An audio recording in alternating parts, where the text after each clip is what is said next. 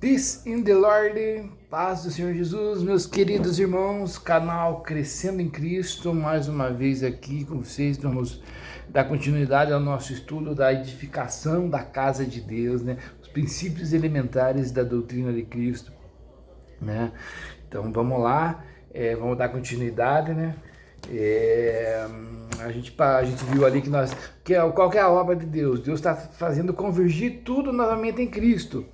Está encabeçando novamente o sistema, né? Nós todos estamos buscando reconhecer Cristo como Senhor. A obra de Deus ele vai levar todo mundo, o mundo inteiro, todo o jeito de se dobrar a Cristo. Para quê? Se dobrar por quê? Porque Deus quer humilhar todo mundo? Não. Se dobrar significa reconhecer o senhorio. E é o senhorio maravilhoso de quem tem cuidado para conosco, né? E então a obra de Deus é convergir tudo em Cristo, e para isso ele vai precisar pôr Cristo como cabeça. Nós vamos entender isso, né? Então nós precisamos reconhecer a Cristo como Senhor e depois como Salvador, né? Paulo, quando viu o Senhor Jesus, viu: quem és tu, Senhor?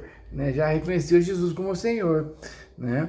Então a importância da gente entender esse processo, e nós estamos vendo que daí, qual que é a obra que o Senhor está fazendo? É fazer com que o corpo de Cristo, a noiva de Cristo, seja estabelecida. E quem que compõe o corpo de Cristo, a noiva de Cristo? Somos nós. A gente viu lá que essa é uma edificação, e ela é feita com o quê? Com pedras vivas, né? Ela vai ter um fundamento, um alicerce, depois vão se estabelecendo as pedras, né? E vai crescendo a edificação, né? Então tá, então vamos dar continuidade hoje, né? Jesus, o Senhor na construção, nós vamos ver hoje, né? Hebreus 3, 1 ao 6. Então, na aula passada a gente já viu como a casa que Deus quer morar. Lá no Antigo Testamento, Deus tinha o templo onde ele habitava, o endereço de Deus. É importante a gente entender isso. No universo, assim, a gente olhar assim, aonde que está o meu endereço? O meu endereço está aqui no Brasil, na América do Sul, planeta Terra, América do Sul, Brasil, cidade de Piraquá, estado do Paraná, cidade de Piraquara, né? Região metropolitana de Curitiba, bairro tal, rua tal, número tal da casa. Então tem ali, quando vai tudo convergindo a um ponto, ali que é o meu endereço. E Deus ele podia se encontrar da onde que ele começou a se mostrar para nós, onde que ele estava. Então ele deu para Moisés um modelo do tabernáculo lá no templo, e daí, né, foi feito o tabernáculo, e daí quando foi feito tudo, lá tinha o santo do santo lugar, tinha a arca da aliança dentro do santo lugar, e da arca da aliança tinha o propiciatório, que é a tampa da arca, e daí ele fala assim: ali eu estarei. Então o endereço de Deus é ali ele estaria. Então quem queria encontrar Deus teria que se convergir para ali, para aquele local ali específico, né? Mas daí foi essa revelação progressiva, ela foi se ampliando. Depois veio o tabernáculo de Davi, depois veio o templo de Salomão, né? E assim foi, até no templo do Senhor Jesus. O Senhor Jesus falou assim, eles falaram do templo, que é a coisa mais linda e tal. Daí o Senhor falou: não ficará pedra sobre pedra, né? E eu reconstruí em 3 dias esse templo. Que templo que ele estava falando? O templo para Deus habitar. Quem quer? O seu próprio corpo. E o corpo de Cristo, quem que é? A igreja, não é? E daí quando Cristo subiu, ele deixou uns para apóstolos, profetas, evangelistas, pastores e mestres. Então veja como vai tudo direcionando. Então daí a gente viu lá que nós como indivíduos somos templo do Espírito Santo, mas nós como coletividade, um unido ao outro, os que estão plugados em Cristo, que creem em Cristo, estão conectados em Cristo, que é a videira, passamos a ser o corpo de Cristo. Cristo é o cabeça e nós o corpo. Não é essa dinâmica, uma dinâmica fantástica que o Senhor fez. E Hebreus 3, 1 ao 6 vai falar assim: olha que interessante, irmãos. Pelo que, irmãos santos, participantes da vocação celestial. Olha que apelo que o autor de Hebreus faz. Pelo que, irmãos santos, participantes da vocação celestial, considerai a Jesus Cristo, apóstolo e sumo sacerdote da nossa confissão. No 2, sendo fiel ao que o constituiu, como também o foi Moisés em toda a sua casa. Moisés foi fiel na casa do tabernáculo. No 3, porque ele é tido por digno de tanto maior glória do que Moisés, quanto maior honra do que a casa tem aquele que a edificou. Aquele que edificou a casa tem maior honra, porque a casa é para aquele. No 4, porque toda a casa é edificada por alguém, mas o que edificou todas as coisas é Deus. Oi, filha. Minha filha passou por aqui, dá um tchauzinho para mim. Todas as coisas é Deus. E na verdade, Moisés foi fiel em toda a sua casa, como servo, para testemunho das coisas que se haviam de anunciar. Agora no 6, mas Cristo como filho sobre a sua própria casa. Cristo foi fiel sobre a sua própria casa. Qual casa que é Cristo? A qual casa somos nós. Olha que forte essa revelação, que tremenda. Se tão somente conservarmos firme a confiança e a glória da esperança até o fim. Olha, irmãos, muito revelador esse versículo aqui. Olha, é tremendo, né? É tremendo. Aí você se lembra de João 14, que viremos a ele, aquele que tem os meus mandamentos os guarda, o amaremos e eu e meu pai, o amaremos e se manifestaremos a ele. E viremos a ele e nele faremos morada. Em nós, como indivíduos e como coletividade, qual caso somos nós. Vocês estão entendendo que forte que é isso? Mas só que essa edificação, ela tem um arquiteto, ela tem um engenheiro, né? Que é Deus que construiu, que projetou essa casa, e tem que ser de conformidade com o que ele quer isso. Nós não podemos fazer diferente essa construção, né? E aí a gente entra em Jesus, o Senhor, na construção. 1 Coríntios 3, 10 a 11. A gente tem lido bastante esse 1 Coríntios 3, né? 10 a 11. Ele vai falar assim: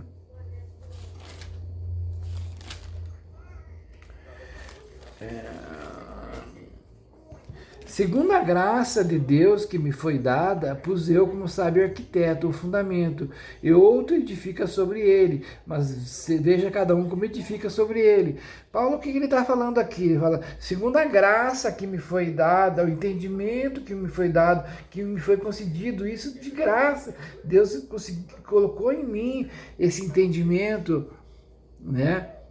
Eu, como um sábio arquiteto, um arquiteto estudado, aquele que se formou, preparado para essa boa obra, né? Pus o fundamento. Qual que é o fundamento dessa casa? Onde vai ser edificada a casa? É Jesus. E ninguém pode pôr outro fundamento, ele fala, né? O arquiteto pus o fundamento e o outro edifica sobre ele, mas veja cada um como edifica sobre ele. Então nós vamos edificar sobre esse fundamento, mas nós temos que ver como edificar. Ele está fazendo um apelo, veja como que você vai edificar. Daí no 11, porque ninguém pode pôr outro fundamento além do que já está posto, o qual é Jesus Cristo. Então vamos trabalhar um pouco esse fundamento aqui agora. Cada um de nós vamos ver como que vamos edificar sobre ele, para não fazer coisa errada, porque se edificar errado, vai sofrer detrimento, vai perder todo o gasto, o tempo, o material investido, tudo, né? Mas se a gente edificar bem, a gente vai ter galardão, você está entendendo? Então tá, então vamos falar, então aprofundar um pouco mais sobre esse fundamento agora, né? Que é o Senhor Jesus, e é importantíssimo ele. Senão a gente vai construir em cima de outro fundamento. Aí não dá certo. 1 Pedro 2,8. Vamos fortalecer essa questão do fundamento. 1 Pedro 2,8 vai falar assim.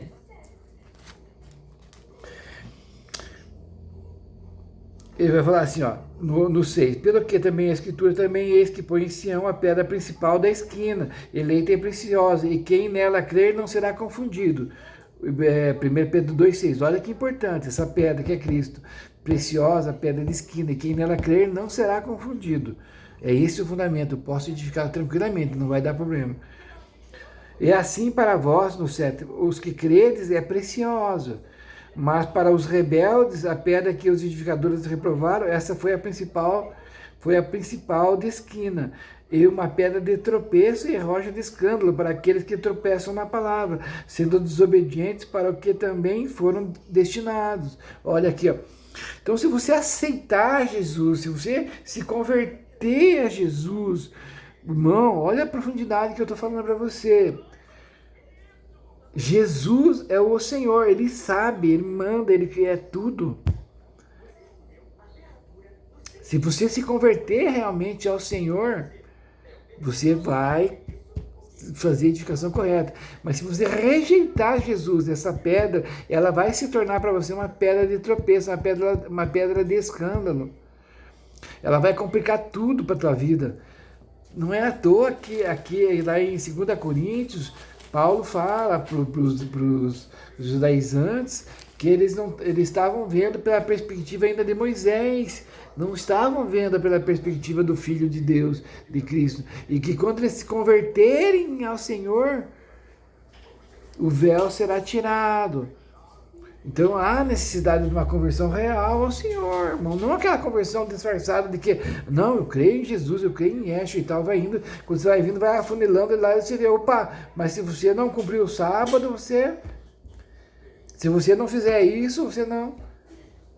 Aí você, poxa, mas vai afunilando ali, quando você vai perceber mesmo, você entrou ali, tudo não dá, quando você vê ali, você não é no Senhor Jesus que crê. É em outra, não está no descanso ainda, não entrou no descanso ainda de Deus, não entrou no descanso. Vinde, por isso que o Senhor Jesus fala, vinde a mim todos vós que estáis cansados e sobrecarregados. Cansados e sobrecarregados é por quê? Porque está no ciclo da escravidão. Com o suor do teu rosto comerá o teu pão. Está no ciclo da maldição, da escravidão, aguardando para entrar no sábado. Mas quando chega o Senhor Jesus é o sábado. Vinde todos vós que estáis cansados e sobrecarregados, e em mim encontrareis o quê? Descanso, repouso. Quando a gente entra no Senhor Jesus, irmão, puxa vida, a oração de Paulo, eu oro para que vocês consigam entender isso. E ele ficava fulo da vida quando ele percebia que o povo estava decaindo da graça e voltando para o legalismo. Não é ofender, irmão, é para você perceber a grandiosidade do que Deus está te propondo. Deus está colocando para nós uma salvação maravilhosa. E muitos estão rejeitando isso. E não estou querendo falar em desobediência à lei, porque você estando no Senhor Jesus vai ser outro nível de obediência. Você vai entrar na lei do Senhor. Tem no canal uma playlist aí que vai falar sobre a lei e a graça. Acompanhe essa playlist do primeiro vídeo ao último para você entender do que eu estou falando.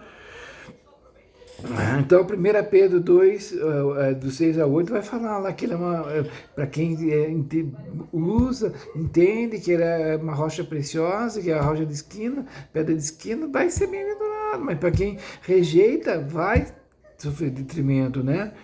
Mateus 7, 24, vai falar assim, todo aquele que ouve a minha palavra e as pratica, Mateus 7, 24. Olha aqui, ó. Mateus 7, 24. Todo aquele, pois, que escuta essas minhas palavras e as pratica, assemelha-se ao homem prudente que edificou a sua casa sobre a rocha, irmão. Quem que é a rocha? Sobre ele, sobre Cristo. Pratica a palavra do Senhor.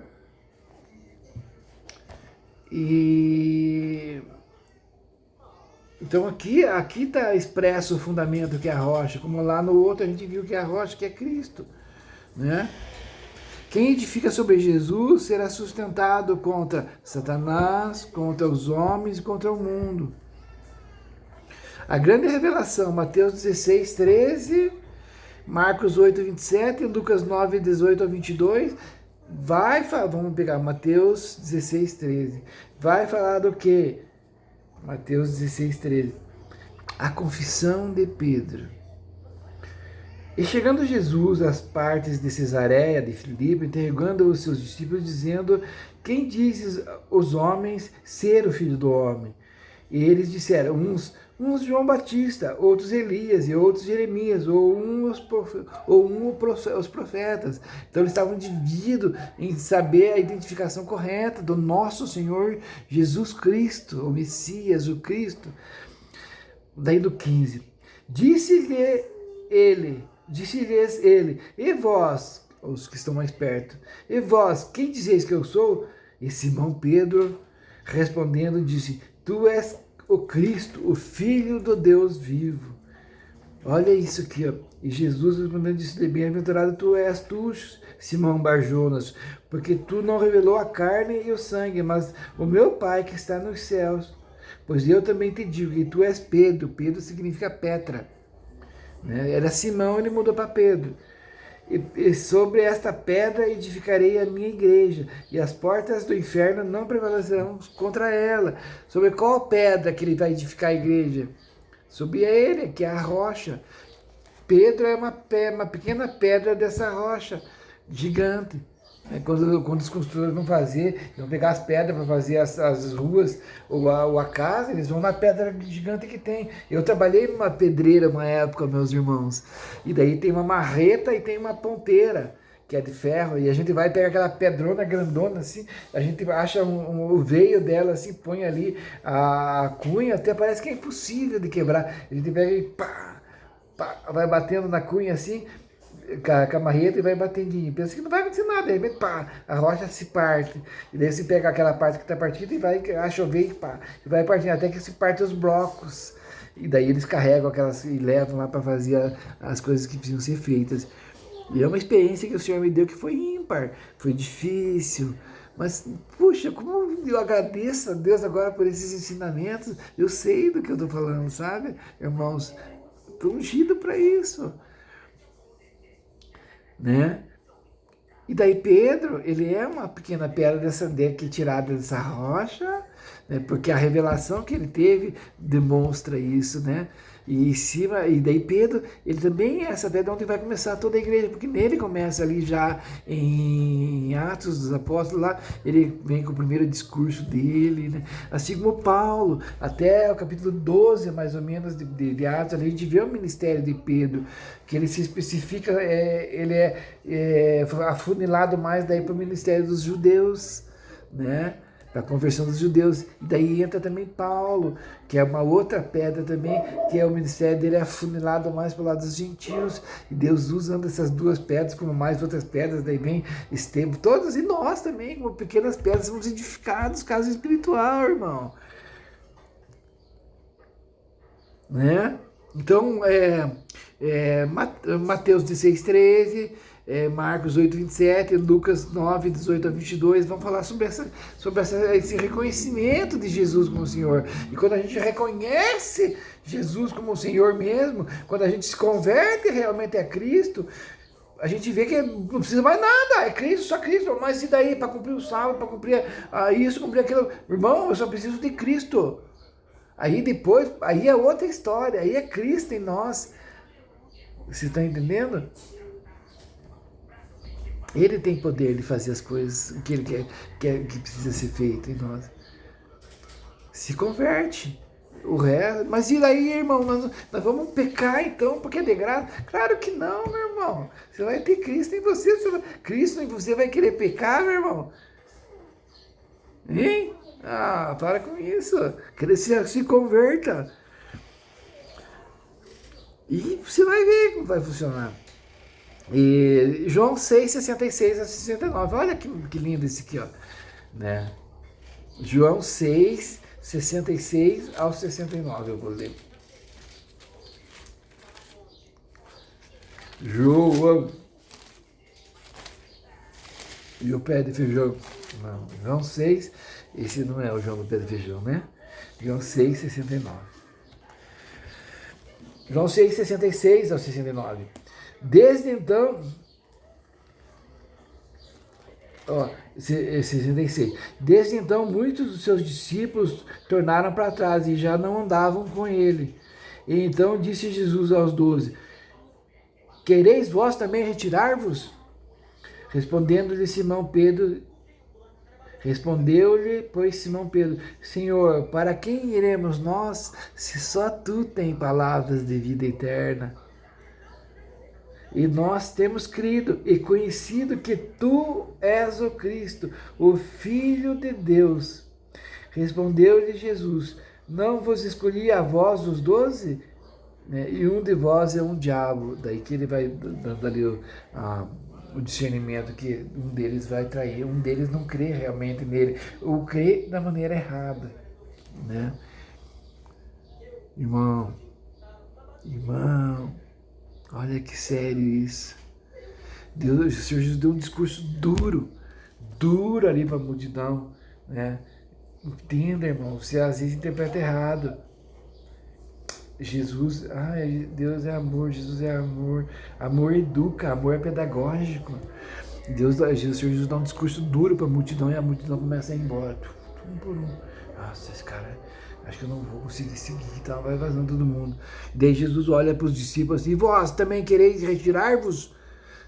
Daí Pedro se pergunta: Senhor, para onde que nós vamos? Se só tu tens palavra de vida eterna. Irmão, você tem que reconhecer isso. Para onde que você vai correr? Para onde que você vai correr? Para onde, meu irmão? Não vou citar nomes aqui. Está na hora de você se converter inteiramente a esse senhorio do Senhor Jesus. Tá bom? Nesses textos está uma grandíssima revelação, sendo exposta aos homens, aos discípulos. A grande revelação era de que Jesus de Nazaré era o Filho de Deus, vivo, o Messias esperado.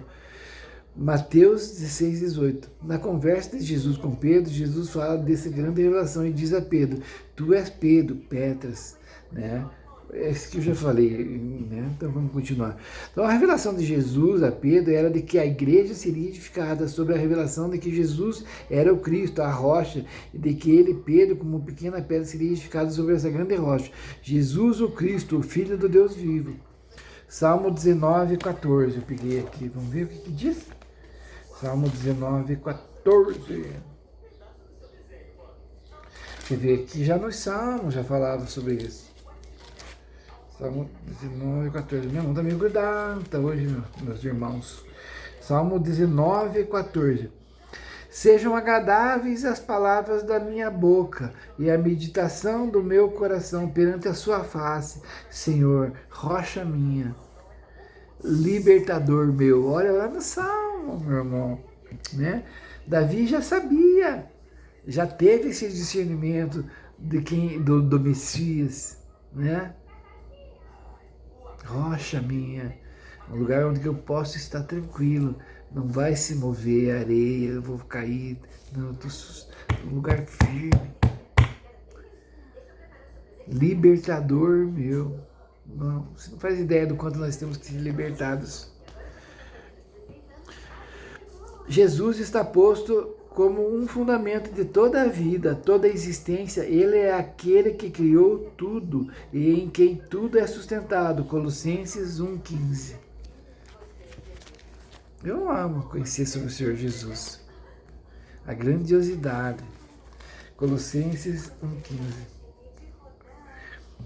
O qual é a imagem do Deus invisível, o primogênito de toda a criação, porque nele foram criadas todas as coisas que há nos céus e na terra, visíveis e invisíveis, sejam tronos, sejam dominações, sejam principados, sejam potestades, tudo foi criado por ele e para ele. E ele é antes de todas as coisas, e todas as coisas subsistem por ele. E ele é a cabeça do corpo da igreja, é o princípio e o primogênito dentre os mortos, para que em tudo tenha preeminência. Jesus, ele era rei já. Ele era rei por herança. Ele tirou a coroa, desceu para a terra, se fez homem maldito, foi ao mais baixo dos locais e veio galgando. Conquistou a coroa de rei novamente. Ele é rei por herança e por conquista. Ele é maravilhoso, chega a arrepiar, meus irmãos. Isso é o nosso Senhor Jesus Cristo, né? Filipenses 2,6. que sendo em forma de Deus, não teve por usurpação ser igual a Deus, mas aniquilou-se a si mesmo, tomando a forma de servo, fazendo-se semelhante aos homens, e achando-se na forma de homem, humilhou-se a si mesmo, sendo obediente até a morte e morte de cruz. Pois que também Deus o exaltou soberanamente, ele deu um nome que é sobre todo nome. Eu acabei de falar para vocês, irmãos. Deus testificou no versículo, eu nem me lembrava que essa apostila aqui, Deus abençoou. Eu contei já no começo a história dessa apostila aqui, que Deus abençoou. Nós fazíamos, eu e o irmão Bruno, nós corremos atrás, daí nós ia fazer uma apostila simples já há muito tempo. Eu nem utilizei ainda essa apostila, meu irmão. Vocês são os primeiros.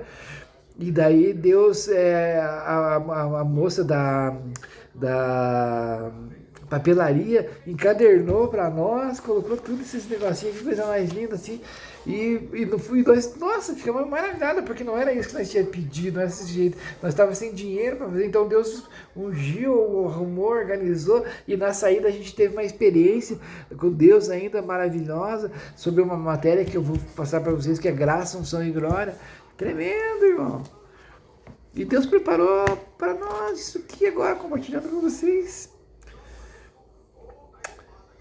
Né? Então, aqui agora a gente lê em Filipenses que Deus ele se fez homem, não usurpou-se em forma de Deus, o Senhor Jesus se fez homem, a morte de cruz, que quem morreu de cruz era maldito, e Jesus conquistou novamente a coroa. Né? Então, tá? João 1:14 vai falar também, né? Nele estava a vida, e a vida era a luz dos homens. João, eu não sou a luz, mas veio dar testemunho da luz. Ele é a luz. A quem eu não sou digno de desatar as correias das sandálias. Veio preparar o caminho. E qual que era o caminho? Qual que foi a mensagem de João Batista? É a mensagem de arrependimento, a mensagem de metanoia, mudança de mente. Você entender que, puxa, eu estou sendo escravo nesse mundo, eu estou sob uma maldição, eu estou sendo... eu não concordo com isso que está acontecendo, irmão. Basta você ser sincero. Você parar de ser egoísta, de olhar para você mesmo e parar onde você está agora e pensar. Lá no Erasto Guedes, lá nos hospitais, nesse momento tem crianças com câncer, idosos com câncer, pessoas abandonadas, mães sendo recebendo feminicídio, crianças sendo estrupadas, pessoas sendo mortas injustamente. O caos está nesse mundo, acidente de trânsito acontecendo, crianças morrendo. Um absurdo, nós não podemos compactuar com isso, acharmos que estamos seguros, como Moisés estava como príncipe do Egito lá, mas vendo o povo daquele jeito, ele, não, eu não quero estar nessa posição de príncipe aqui, pelo contrário, eu quero estar com o meu povo, e se tornou libertador, por Deus. Irmãos, perceba que o Jesus dessas coisas está na hora, Deus está falando para você, está na hora. Quem buscar se sustentar em qualquer outro fundamento, religião, tradições, cultura, finanças, pessoas, força das trevas, será abalado. Né? Salmo 1 vai falar sobre isso. Eu não vou ler aqui. Salmo 121 vai falar sobre isso. Salmo 148 vai falar sobre isso. Tá bom? Então, vamos entender de que a comparação de Jesus como fundamento e construção de engenharia civil, essa comparação é somente um paralelo natural para ampliarmos nosso entendimento espiritual. Portanto, é um fundamento espiritual que sustenta tudo. Jesus é um fundamento espiritual que sustenta tudo, meu irmão. Jesus né? Esdras 3. Primeira atitude na reconstrução, edificar o altar. Sombra, Jesus Cristo. Esdras 3:1. Se ajuntou o povo como um só homem. Esdras 3:1. Vamos ver lá, meu irmão. Olha que lindo esse aqui. Esdras.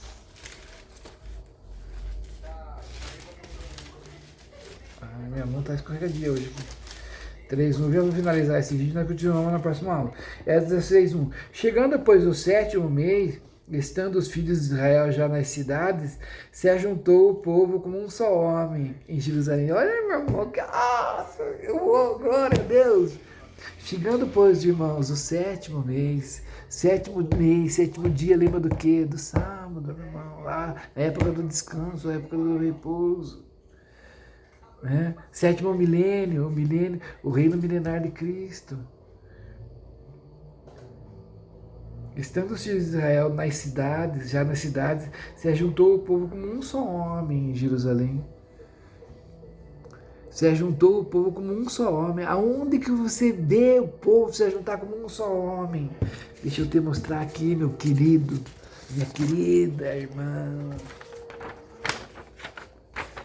Aqui, ó. Nós estamos todos dispersos. Essas bolinhas aqui somos nós. Deixa eu pôr mais aqui. Tá vendo? Então, e Cristo é um. O Senhor Jesus é um. Mas nós nos ajuntamos e se tornamos um em Cristo. Somos um só homem. Opa, acho que não deu para ver. Somos um só. Nós saímos daqui, entramos aqui e passamos a ser um em Cristo. Já não existe mais o Jorge, mas Cristo vive em mim. Eu, você, somos partes de um corpo só, Cristo. Se ajuntamos como um só homem. E esse entendimento ele amadurece mais, que ele acontece o quê? E levantou-se Jesuá, filho de Josadaque, e seus irmãos, os sacerdotes, Zorobabel, filho de Saltiel, e os seus irmãos, edificaram o altar de Deus. A primeira coisa, por que o altar, irmãos? Fala do sacrifício. Criaram consciência de arrependimento, criaram consciência de que Jesus é o Senhor na nossa vida. Eu vivo por Ele. Eu vivo, eu respiro por Cristo. Eu estou vivo por Cristo. E vivo, meu irmão, isso quer dizer isso aqui, ó. Quer dizer, tá, ó, falando disso aqui, edificando o reino, andando, caminhando. Tá bom, meu irmão? Então tá. Então é um fundamento. O fundamento de toda a vida. Se tu ver, tá com 31 esse vídeo, vamos até 35, daí eu fecho, tá bom, meus irmãos? Então Jesus é o altar, né?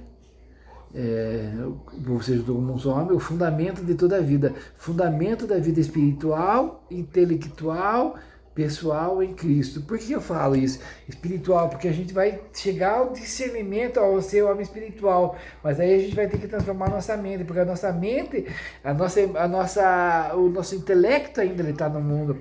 Moisés ele tinha um conhecimento gigantesco no Egito. Ele era príncipe, ele era estudado, escolado, né? Das melhores faculdades do Egito lá, né? Mas daí ele abandona tudo e vai para o deserto, 40 anos, meu irmão. Né? É ali trabalhado ali para que ele não confie mais no entendimento dele, no conhecimento dele, mas em Cristo, como Paulo passou pelo mesmo processo, e eu e você passamos, meu irmão, se a gente toma a cruz. Olha o que Paulo fala aqui, eu já tenho falado nos meus vídeos disso, que olha o processo acontecendo aqui na vida de Paulo. 2 Coríntios capítulo 1, versículo 9. Mas já em nós mesmos tínhamos a sentença de morte. Para quê? Para que não confiássemos mais em nós mesmos, mas em Deus que ressuscita os mortos.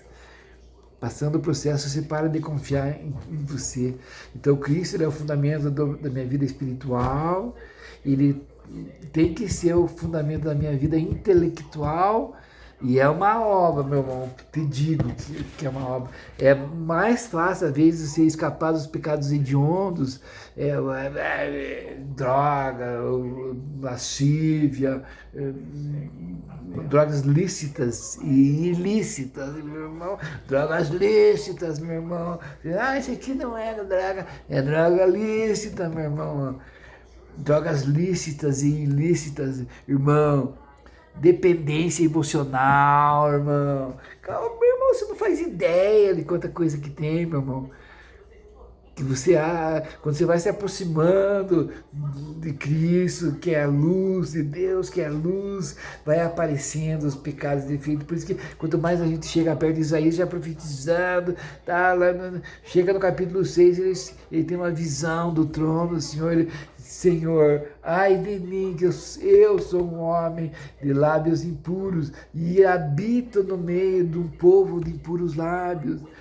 E isso acontece, lê lá Isaías 6:1, no ano em que morreu o rei Uzias. Quem que era o rei? O rei Uzias morreu do quê, meu irmão? De lepra, meu irmão, pecado.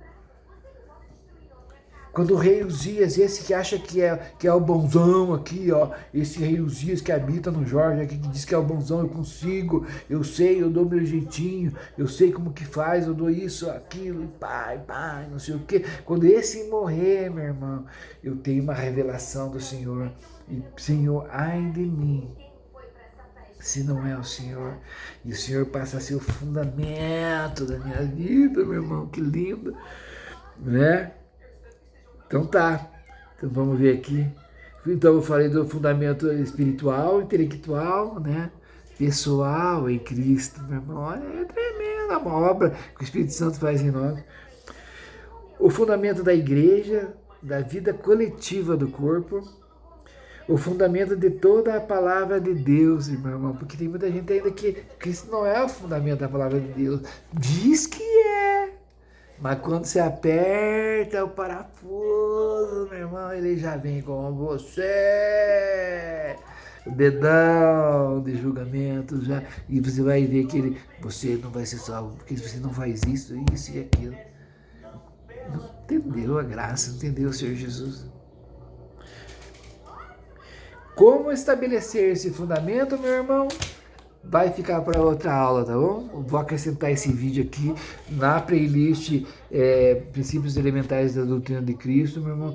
Eu peço, irmão, que você assistiu o vídeo, deixa o teu joinha. A plataforma vai entender que o vídeo foi bom, ele vai recomendar o vídeo para outras pessoas, tá entendendo? Deixa o joinha, se inscreve no canal para acompanhar os vídeos, né? E compartilha, tá bom? Seu irmão foi edificado. Eu oro a Deus, que Deus o abençoe em nome do nosso Senhor Jesus Cristo, nos abençoe, porque nós precisamos de cada vez mais. Eu oro para que o Espírito Santo abra o entendimento nosso, para que a gente, né, abra os olhos do nosso coração, né, do nosso espírito, o homem interior, ele entenda, ele se conecta com o Espírito Santo ali e põe a ordem na casa. Tá bom, meus irmãos? Deus os abençoe em nome do nosso Senhor Jesus Cristo.